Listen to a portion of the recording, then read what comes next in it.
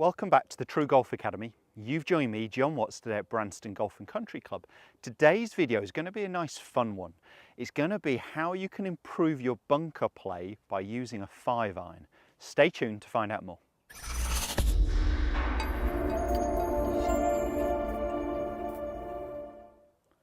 As mentioned, today's video is a good fun exercise, not something I'm recommending you do out on the golf course, but why practicing with a 5-iron or a really low lofted iron in the practice bunker, or if it's quiet out on the golf course and you're just playing a couple of holes, is a really good idea.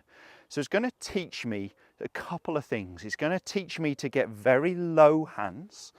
It's going to really teach me to help maintain the loft on the club, because if I don't, and I'm going in with such a straight edge club as a 5-iron here, I'm going to dig, and we're not going to get that ball out. So practicing with a very low lofted iron is a really good training exercise to help your bunker play when you then go back to, of course, more sensible lofted golf clubs like a sand wedge or a lob wedge with a wider sole and using that bounce. But it's a great training exercise, as I said.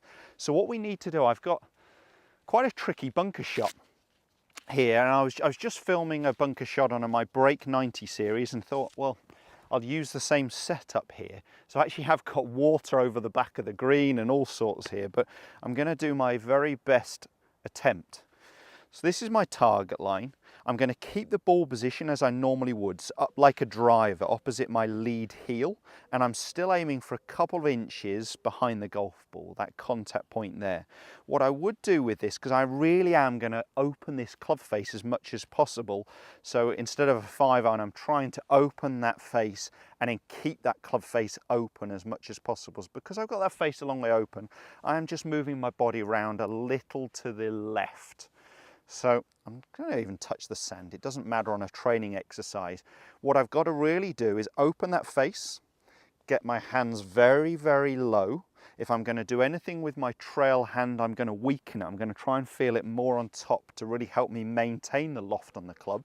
So weaker trail hand, more on top of the golf club. Hands really low, and what I've got to try and do is maintain the loft on the club to get the ball airborne. So I've got to be feeling like the club face is pointing at me on the way back, at me at impact, and at me on the way through. What I can't afford to do is go in digging at all, get any shaft lean, because this ball isn't going to come out of the bunker. So it's a great training exercise to see how good your bunker play really is. Weak right hand, low hands, and try and maintain the loft on the golf club. Let's give it a go.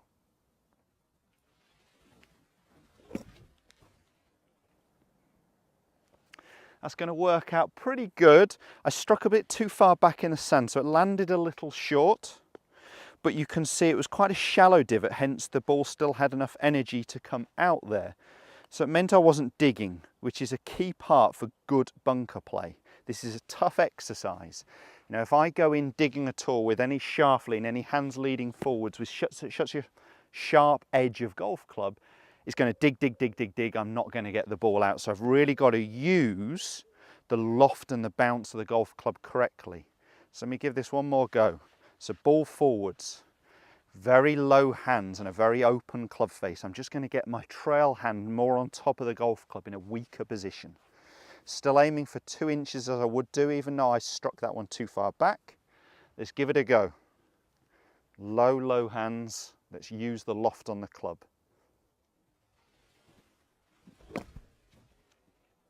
That was a better strike. Yes, it's spinning a little bit off to the right. You can see that one actually had quite a nice height, considering I'm using a 5-iron there. So it's really helping me getting used to the fact that I'm using that loft. If I can practice with the 5-iron, by the time I actually move back to a sand wedge or a lob wedge with that wider sole, that little bit more bounce on, it's really going to feel quite simple to me. It was something I first saw. I was lucky enough to go to a short game exhibition at the Belfry when I was working there and see Seve hitting 3 irons out the bunkers. And he was moaning at the time about Mickelson using about a 60 degree.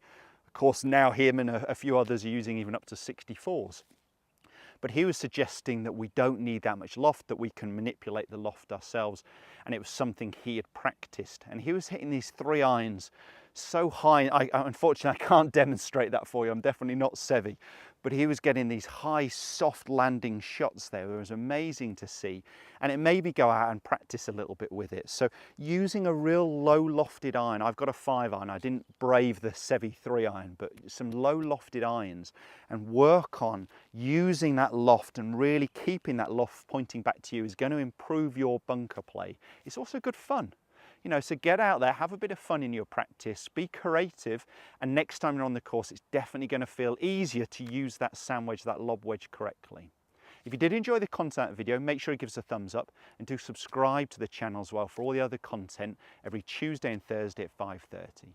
Thanks guys, we'll see you soon.